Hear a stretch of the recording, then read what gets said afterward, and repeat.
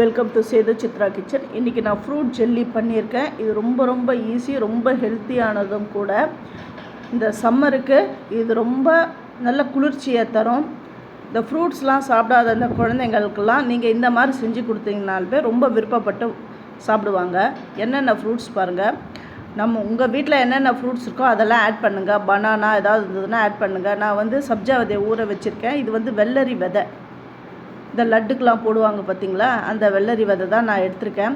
நீங்கள் இளநீர், அதாவது இளநீர் வழுக்க இருந்தால் கூட அதை கூட கட் பண்ணி நீங்கள் அதை சேர்த்துக்கலாம். இதுக்கு பதில், இந்த வெள்ளரி விதைக்கு பதில் மாதுளம்பழம் எடுத்திருக்கேன், டேட்ஸ் எடுத்திருக்கேன், செர்ரி, பிளாக்பெர்ரி, அப்புறம் கிவி, ட்ரை கிவி எடுத்திருக்கேன். ஒரு 1/2 லிட்டர் தண்ணி எடுத்திருக்கேன். 10 கிராம் சைனா கிராஸ் நான் சேர்க்க போகிறேன். அதுக்கு 1/2 லிட்டர் கரெக்டாக இருக்கும். தண்ணி கொதி வரும்பொழுது இந்த சைனா கிராஸை நான் அதில் சேர்த்துட்றேன். சில இடத்துல பவுடரியாக கூட கிடைக்குது. உங்களுக்கு எந்த மாதிரி இருக்கோ அந்த மாதிரி வாங்கிக்கோங்க. இது நல்லா கரைஞ்சி வரணும். இப்போவே சர்க்கரையை போட்டுறக்கூடாது. உடனே சர்க்கரையை போட்டிங்கன்னா இது வேகிறதுக்கு ரொம்ப டைம் எடுக்கும்.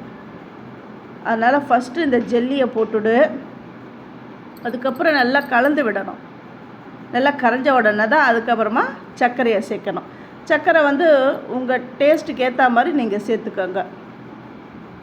எல்லாம் கரைஞ்சி வந்துடுது, கொதியும் வந்துடுது. இப்போ நான் ஸ்டவ்வை ஆஃப் பண்ணிடுறேன்.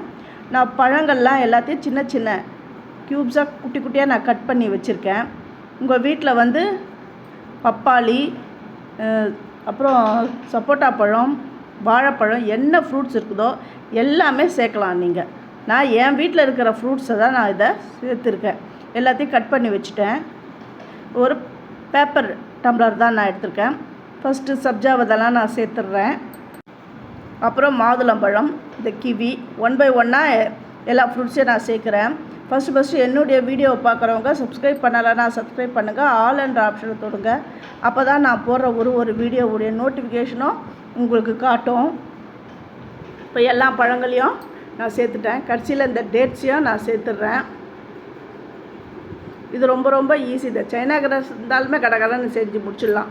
நீங்கள் தண்ணிக்கு பதில் இளநீரை கூட நீங்கள் ஆட் பண்ணலாம், பால் கூட ஆட் பண்ணலாம். அது அவங்கவுங்க சௌகரியத்தை பொறுத்தது. இப்போ நான் வடிகட்டி தான் நான் அதில் சேர்க்குறேன். ஏன்னா அந்த தூசிலாம் இருக்கும் அந்த சர்க்கரையில், அதனால் இதை நான் வடிகட்டுறேன். ஏன்னா சீக்கிரம் இறங்காது. அந்த ஜெல்லியில் இருக்கிற அந்த குழகுழப்பு தன்மைலாம் அதில் அப்படியே நின்றுடும். அதனால் வடிகட்டி இப்படி சேர்த்துக்கோங்க. சேர்த்த உடனே அதை இப்படி கலந்து விடுங்க. அப்போ தான் கீழே இருக்கிற அந்த பழம் எல்லாமே அது மேலே எழும்பி வந்துடும். அது பார்க்குறதுக்கு கொஞ்சம் நல்லாயிருக்கும். நான் எல்லாத்துலேயும் இந்த ஜெல்லியை சேர்த்துட்டேன்.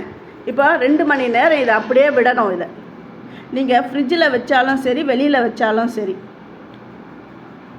இது 2 மணி நேரம் ஆகிடுது. இப்போ நான் இதை எடுத்து காட்டுறேன் பாருங்கள். அந்த ஓரங்களை அப்படியே கட் பண்ணி அப்படியே ஜென்டிலாக எடுங்க. எல்லாம் அந்த ஷேப்புக்கு இது வந்துடுது பாருங்கள். இந்த மாதிரி நீங்கள் செஞ்சு கொடுத்தீங்கன்னா உங்கள் பசங்களுக்கெலாம் ரொம்ப பிடிக்கும். நல்லா கலர்ஃபுல்லாக இருக்குது பாருங்கள்.